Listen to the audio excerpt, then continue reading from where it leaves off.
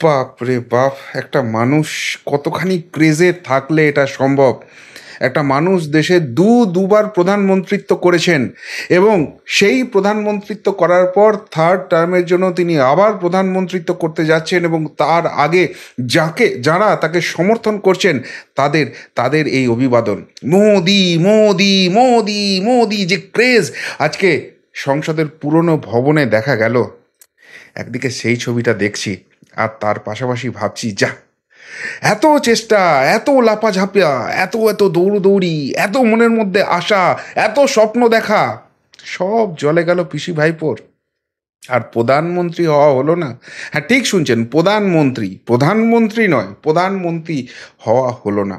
তবে নরেন্দ্র মোদীর third term যখনই কনফার্ম হয়ে গেল, এনডিএ নিয়ে যারা একটা জলঘোলা করার চেষ্টা করছিলেন, এখানকার কিছু চটি চাটা দালাল সাংবাদিকের বেশে থাকা 3.5 বছরের জেল কাটা আসামি যে হাওয়াটা, যে যে ভুল বার্তাটা বাংলার মানুষের সামনে তুলে ধরার চেষ্টা করছিলেন, সেইটা যেরকম গঙ্গায় ভেসে সোজা গিয়ে বঙ্গোপসাগরে বিসর্জন হয়ে গেল, তার পাশাপাশি আরেকটা কথাও বলা যেতে পারে যে এবার তো ক্ষেত্র প্রস্তুত, চাষটা এবার হবে নিশ্চিতভাবে।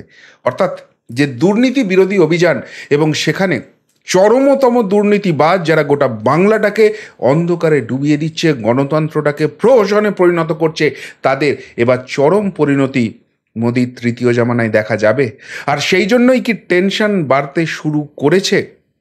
ঠান্ডা ঠান্ডা কুলকুল আর নয়, এবার তিহারের মাটিতে গড়াগড়ি দেওয়ার প্রস্তুতি কি শুরু হয়ে গেছে? আর সেই জন্য এই মরিয়া চেষ্টাটা ব্যর্থ হয়ে যাওয়ার পর দুঃখটা আরও বহুগুণ বেড়ে গেল। নমস্কার, প্রিয়বন্ধু মিডিয়ায় আপনাদের স্বাগত এবং আপনারা দেখছেন প্রিয়বন্ধু বাংলা, সত্যের সন্ধানে সর্বদা আমি শুদ্ধশীল। বন্ধুরা, রেজাল্ট বেরোনোর পর থেকেই এমন একটা হাওয়া তুলে দেওয়ার চেষ্টা করা হচ্ছিল, বিশেষ করে এই বাংলায়। কেননা বিজেপি 2019-এর তুলনায় খারাপ ফলাফল করেছে এখানে, অন্তত সংখ্যাতত্ত্বের বিচারে আপাত দৃষ্টিতে সেটাই মনে হচ্ছে 18 থেকে 12-তে কমে এসছে। এবং এই রাজ্যের যারা প্রধান শাসক দল, সেই তৃণমূল কংগ্রেস, তারা তারা তাদের বিরুদ্ধে প্রচণ্ড অ্যান্টি ইনকামবেন্সির হাওয়া ছিল। দুর্নীতির অভিযোগে তাদের প্রচুর নেতামন্ত্রী জেল খাটছেন এবং আরও অনেকে স্ক্যানারের তলায় আছে, এরকম একটা যেখানে হাওয়া রয়েছে, সেই জায়গা থেকেও তারা কিন্তু এই রাজ্যে 42টার মধ্যে 29টা আসন জিতে গেছে। ফলে তারপর থেকে একটা হাওয়া তোলার চেষ্টা করা হচ্ছিল যে নরেন্দ্র মোদীর সরকার হবে না। ফলে সারা ভারতবর্ষের ক্ষেত্রে বিজেপি তথা এনডিএ যথেষ্ট ভালো ফলাফল করা সত্ত্বেও একটা কোথাও গিয়ে মনমরা ভাব ছিল। তার উপরে ওই ঘৃতাহুতি দেওয়ার মতো, গিয়ে আগুন দেওয়ার মতো যে জায়গাটা আবারও শুরু হয়েছিল, সেটা হচ্ছে 272-এর গণ্ডি একক ক্ষমতায় এবারে কিন্তু নরেন্দ্র মোদী পেরোতে পারেননি, বিজেপি পেরোতে পারেনি। এবং সেই জায়গা থেকে টিডিপি এবং জেডিইউ, তাদের উপর অনেকটাই ভরসা করতে হচ্ছে এবারে সরকার তৈরি করতে গিয়ে। এবং তারা যেভাবে বারবার শিবির বদলেছেন, একটা হাওয়া তুলে দেওয়ার চেষ্টা করা হচ্ছিল যে শেষ অবধি নরেন্দ্র মোদীর সঙ্গে তারা থাকবেন না, তারা যা চান তার থেকেও বেশি দিয়ে তাদেরকে নাকি ইন্ডি জোটে সামিল করে দেওয়া হবে।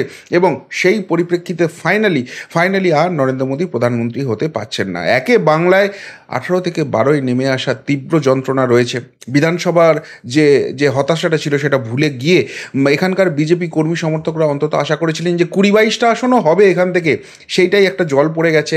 এবং তার ফলে আগামী দিনে বিধানসভা নির্বাচনে সত্যিই তৃণমূল কংগ্রেসকে পরাজিত করা যাবে কি না, সেই আশঙ্কা দোলাচলে যখন মনমরা তারা হয়ে আছেন, তার সঙ্গে এই সংবাদগুলো, এই চটিচাটা সাংবাদিকদের দিয়ে তৈরি করা খবরগুলো দিয়ে তাদেরকে যেন আরও হতাশাগ্রাসে ডুবিয়ে দেওয়া হচ্ছিল। কিন্তু আজকে সংসদের যে পুরনো ভবন রয়েছে, সেই সেই সেই জায়গায় আজকে কিন্তু এনডিএর বৈঠক ছিল। যারা নবনির্বাচিত সাংসদ হয়েছেন তাদের সঙ্গে নিয়ে এবং যারা জোট শরিক রয়েছেন এনডিএর, তাদের সকলকে পাশে বসিয়ে নরেন্দ্র মোদী আজকে সেখানে এলেন এবং প্রথমেই বিজেপির তরফ থেকে তাকে পরিষদীয় দলনেতা ঘোষণা করা হলো। এবং প্রথমেই যেটা ঘোষণা করলেন সেটা রাজনাথ সিং, এরপর একে একে নীতিন গডকরি, অমিত শাহ সেটাকে সমর্থন করলেন। আর তারপর এনডিএর অন্যান্য যারা বড় শরিক রয়েছেন সকলকেই সামনের সারিতে নিয়ে আসা হলো। প্রথমেই আমরা দেখলাম চন্দ্রবাবু নাইডু, তিনি এলেন। নীতিশ কুমার তো আজকে যে বক্তৃতা করেছেন এবং যেভাবে তুলোধনা করেছেন, তাতে নরেন্দ্র মোদী অবধি হাহা করে হেসে ফেলেছেন, অদ্ভুতভাবে জমিয়ে দিয়েছিলেন। তারপর দেখলাম একনাথ শিন্ডে এলেন, চিরাগ পাসওয়ান এলেন, পবন কল্যাণ এলেন। মানে যারাই এনডিএ শিবিরে রয়েছেন, সে একজন সাংসদ এলো, দুজন সাংসদ এলো, তাদেরকে কিন্তু সমান গুরুত্ব দিয়ে করলেন। এবার এখানে বিরোধীরা আবার একটা মরালিটির জয় পাচ্ছে। কি মরালিটির জয়? সেটা হচ্ছে যে নরেন্দ্র মোদী এর আগের যে দুটো টার্ম করেছেন, দুটো টার্মের ক্ষেত্রেই বিজেপি 272 ক্রস করে গেছিলো, বিরোধী মানে শরিকদের উপর অতখানি ডিপেন্ডেন্সি ছিল না, সেই জন্য নাকি মোদী সরকার বলা হতো, এমনকি বিজেপি সরকারও বলা হতো না। আর এখন মোদী এতখানি নাকি পাঁকে পড়ে গেছেন যে তাকে সেই সমস্ত কিছু মোদী সরকার ছেড়ে, বিজেপি সরকার ছেড়ে তাকে শেষ অবধি এনডিএ সরকার বলতে হচ্ছে। এটা নাকি একটা বিরোধীদের বিশাল মরাল ভিক্টরি। আচ্ছা, সে না হয় মরাল ভিক্টরি হোক, কিন্তু আমি এই পিসির প্রধানমন্ত্রী হওয়া নিয়ে বেশ কিছু কথা বলছি। ওই 3.5 বছরের জেল খাটা একজন আছে না, যে সাংবাদিক না রাজনীতিবিদ, মুখপাত্র, সাধারণ সম্পাদক না কি, আমি বুঝতে পারি না, জগা খিচুড়ি অবস্থান। তো তিনি নাকি অনেক বড় বড় কথা বলেন। তো তিনি যে সংবাদপত্রটা করেন, সেখানে কাল রাত থেকে একটা হেডলাইন দেখছিলাম যে এনডিএ সরকার গড়তে পারছে না। আজকে সকালে একটা আমি হেডলাইন দেখলাম, কেউ একজন আমাকে ক্লিপিংসটা পাঠিয়েছিলেন, আমি সাধারণত ওই সংবাদপত্রটা খুব একটা ফলো করি না। তো যাই হোক, সেখানে দেখলাম যে থার্ড ফ্রন্টের একটা সরকার হচ্ছে, বিজেপি এবং কংগ্রেসকে বাদ দিয়ে থার্ড ফ্রন্টের একটা সরকার গড়ার চেষ্টা করছে। সেই জন্য তৃণমূল কংগ্রেস, যাকে সেনাপতি আখ্যায়িত করেছে, সেই অভিষেক বন্দ্যোপাধ্যায় অনেক দৌড়দৌড়ি করছেন, এবং দিল্লির মাটিতে না থেকেও, পশ্চিমবঙ্গে কলকাতায় বসে থেকেও ফোন ঘুরিয়ে সেটাকে পুরোটা হ্যান্ডেল করছেন মমতা বন্দ্যোপাধ্যায়। আমি শুধু ভাবছি যে আমি সাংবাদিক নয়, আমি ইউটিউবার, এবং ইউটিউবার হিসেবে আমি প্রচণ্ড গর্বিত। যারা সকল সাংবাদিক, তো তাদের কি সাংবাদিকতার সামান্যতম বেসিক শিক্ষাটাও নেই? কেন বলছি বলুন তো? ধরুন, এবারের পরিপ্রেক্ষিতে তো এই থার্ড ফ্রন্ট সরকার তৈরি করার যে প্রচেষ্টা, 240টা আসন পেয়েছে বিজেপি, 99টা আসন পেয়েছে কংগ্রেস। দুজন নির্দল নাকি তাদেরকে সমর্থন করছে, ফলে তারাও কংগ্রেসি হয়ে যাচ্ছে 101 জন। তাহলে 240 প্লাস 101 সংখ্যাটা দাঁড়াচ্ছে 341। 543টা টোটাল সাংসদের সিট রয়েছে। এই 543 থেকে বিজেপি এবং কংগ্রেসের এই যদি আসনটা বাদ দিই, 341 আসন বাদ দিই, 202 আসন হয়। 272-এর সংখ্যার গরিষ্ঠতা, আর 272-এর সংখ্যাগরিষ্ঠতায় 202, আমি ধরলাম সকলে সমর্থন করে দিলেন, বিজেপি বাদ দিয়ে, কংগ্রেস বাদ দিয়ে সকলে মিলে এসে সমর্থন করে দিলেন যে তৃণমূল কংগ্রেস সেখানে প্রধানমন্ত্রী হবে, এই রাজ্যের মুখ্যমন্ত্রী যিনি আছেন তিনি গিয়ে কেন্দ্রে প্রধানমন্ত্রীত্ব দায়িত্ব গ্রহণ করবেন। তাহলে 202 জনের সমর্থন হয়। 202 জন আর 272-এ গিয়ে সংখ্যাগরিষ্ঠতা, মানে স্বপ্ন দেখারও তো একটা সীমা আছে। আর বাকি বিজেপি আর কংগ্রেস বসে বসে আঙুল চুষবে, 240টা আসন পেয়ে বিজেপি সরকার করতে পারবে না, 29টা আসন পেয়ে মোট 202 জনের সমর্থন নিয়ে নাকি তৃণমূল কংগ্রেস সরকার করে ফেলবে, মমতা বন্দ্যোপাধ্যায় সেখানে প্রধানমন্ত্রী হবেন। যদি সংখ্যা তত্ত্বের বিচারে আসি, এই 202টা আসনের মধ্যেও তৃণমূল কংগ্রেসের আসন হচ্ছে 29টা, অর্থাৎ ওই 14%, 14.35%, একটা রাফ ক্যালকুলেশন করলে সেই জায়গাটা দাঁড়ায়। 14% আসন নিয়ে একটা সংখ্যাগরিষ্ঠতা না পাওয়া জোটকে নেতৃত্ব দিয়ে সেখানে সরকার হবে, মানে স্বপ্নের পোলাওগুলোকে ঘি ঢালে জানি, কিন্তু সেই ঘিটাও এত ঢাললে পেট খারাপ হয়ে যাবে, আর পেট খারাপ হয়ে গেলে লেখাটা হাতের বদলে যেখান দিয়ে বেরোনোর কথা সেইখান দিয়ে বেরোচ্ছে। সেই জন্য এই ধরনের অলীক কল্পনা মানুষকে শেখানো হচ্ছে, দেখানো হচ্ছে। তো যাই হোক, সেটা বড় ফ্যাক্টর নয়। এবার যেটা মূল কথায় আসি, সেটা হচ্ছে যে নরেন্দ্র মোদী তো তৃতীয়বারের জন্য সরকার গড়ছেন, এবং যেভাবে আজকে চন্দ্রবাবু নাইডু বা নীতিশ কুমার তার পাশে সমর্থনের হাত নিয়ে দাঁড়িয়েছেন, 5টা বছর তার পাশেই থাকবেন। এই জন্য নয় যে তারা হঠাৎ করে খুব লয়াল হয়ে গেছেন। আজকে মূল কথাটা কিন্তু নীতিশ কুমার বলে দিয়েছেন যে অনেকেই অনেক চেষ্টা করেছিল এদিক ওদিক করার, কিন্তু বিজেপির সঙ্গে এদিক ওদিক করে তো লাভ নেই, সুতরাং আমরাই 5 বছর পাশেই আছি।